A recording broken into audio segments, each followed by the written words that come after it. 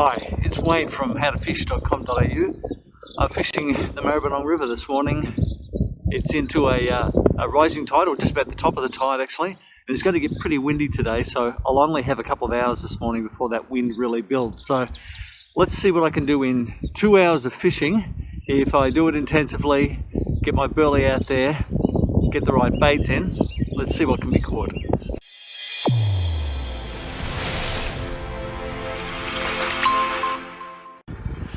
Now the conditions today are pretty tough. It's going to be a sunny day, so it's a bit of a picnic day. Not good for fishing. The tide has reached the peak, so it's ebb tide. Usually when it's not moving much, then you don't get much activity. And the only thing I've got going for me at the moment is that it's relatively early. And on days like this when it's really hard, you have to use the survival pack that I use, which has got a lightweight trace on it and a very small hook. And I'm getting the tiniest little bites out of all of this, which means that they're taking the bait from the larger rod. So I'm not even getting to that. I've got a size 6 hook on there. I'm using a big piece of spicy chicken, and they like the chicken, obviously. They're pulling it off. I can't get to them. I don't think I'll ever hook anything on that.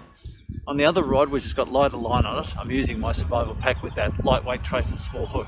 I've got a better chance of catching a fish on that. Today, I'd imagine, they're only going to be small fish, so I have to focus on that, get the burley out there and see what I can pull in. I might not be able to get anything because I can hardly feel the bites, but I'll give it a shot anyway to see if I can get something before I go. Well, the bites have been coming, but they're very small again, so I've actually had to hold the rod because you only get a couple of taps before they either pull the bait off or damage it enough that they don't come back. So it's a bit of a finesse fishing style now. We're just holding the rod fairly lightly so that I can strike as the fish have got their mouth over that hook. Whoa! So holding the rod is really working out. I lost him. Oh no, still got him, but he's not that big.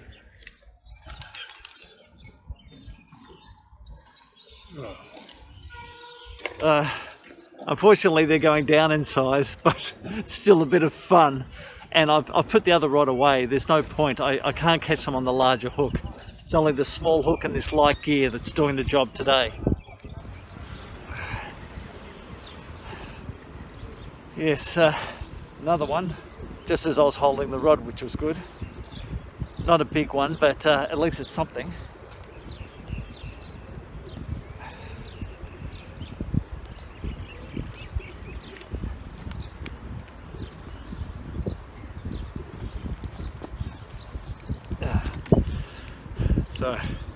And this is what's been taking the bait, but it's good fun while you're holding the rod and you're feeling the hits.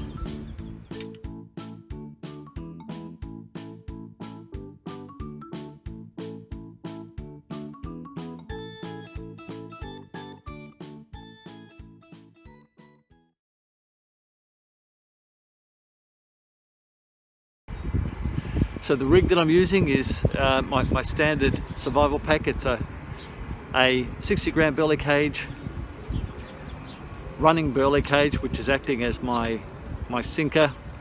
That's what I stuff burley into that, moist burley, my bite hard burley, and that then carries that out to attract the fish.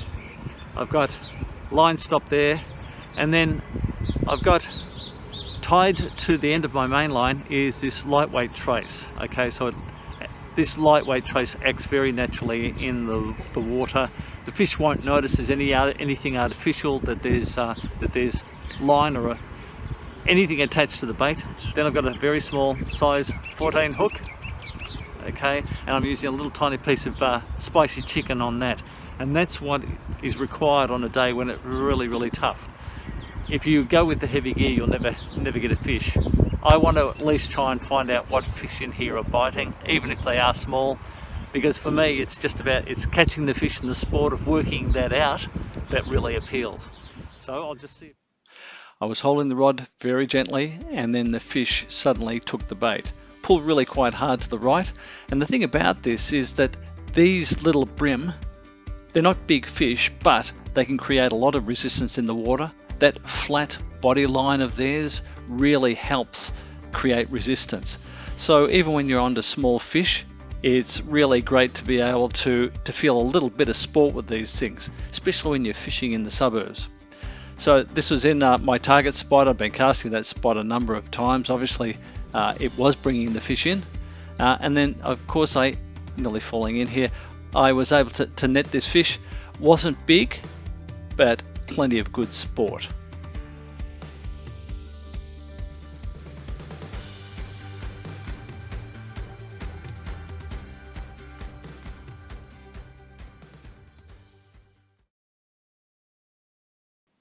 Paying close attention to your rod is really important to see what the fish are doing, not talking into a camera. But the thing is that the fish are there, sometimes they're just not feeding. While you can get black bream in coastal waters, most often you'll find them in the estuaries, and they often spend most of their life there. Now the biggest ones, I mean the record sizes on these things, as I understand it, have been up to 60 centimeters and nearly 4 kilograms. That would be an absolutely monster fish. Once they've come into the estuaries and spawned, there will be a lot of juvenile fish around. And those types of juveniles are the ones that I've been catching here today. The smaller stuff coming around in large numbers, just like this one here. But if I look after it and return it properly, then it will be in that water and grow to a big size, hopefully to be caught in the future. Accuracy of casting is really important. If you find a deeper hole or an area near structure, there will be fish there. And if you can hit that spot every time, you're bound to be able to pull those fish out and maybe catch them. This one here, as you can see, that little hook right in the corner of the mouth, that's exactly the way that I like to pick them in, which means that I actually struck into it just as it swallowed. This one just took as I was about to reel in.